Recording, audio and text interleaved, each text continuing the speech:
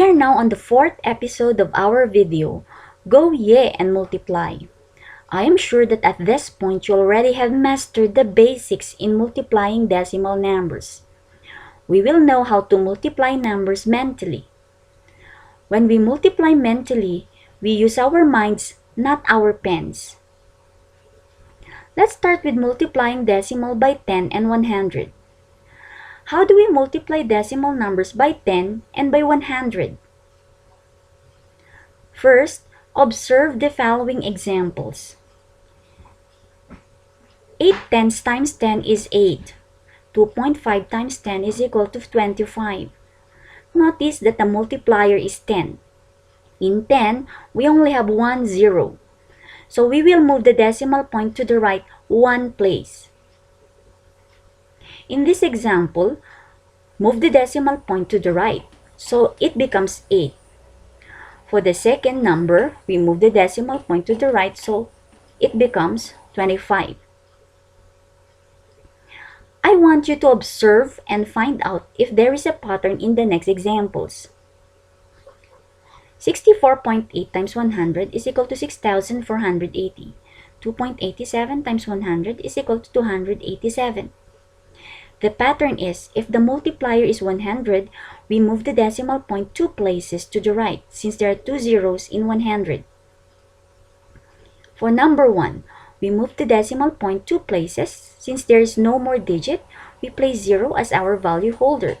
The answer is 6,480. For the next example, we move the decimal point 2 places to the right, so the answer is 287. Now we have to remember this rule.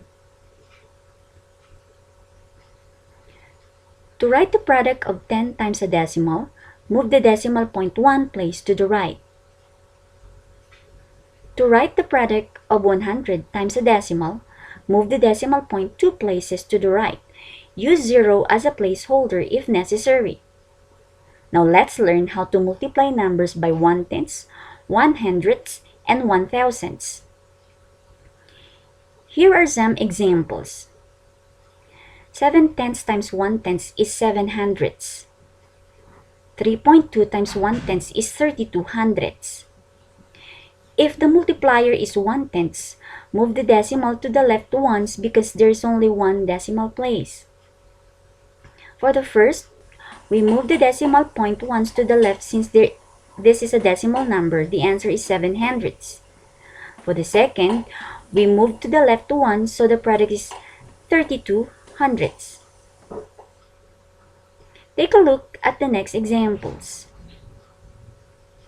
0.4 times 100 is 4,000. 54.3 times 100 is 543,000.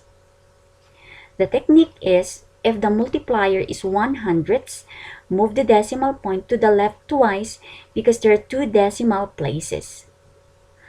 So for the first, we move 2 places to the left. The answer is 4,000. For the second, we move twice to the left. The answer is 543,000.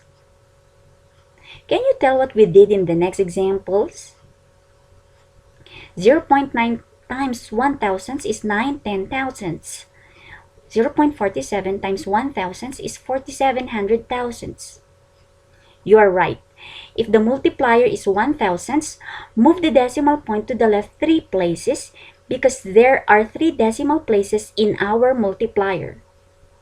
For the first number, move the decimal thrice to the left. It becomes 9/10,000. For the second example, move the decimal point 3 places to the right. It becomes 4,700,000. The rule is this simple. When multiplying decimals by 1/10, simply move mentally the decimal point in the multiplicand 1 place to the left. By 1/100, move 2 places to the left. By 1,000, move 3 places to the left. Use 0 as a placeholder if necessary.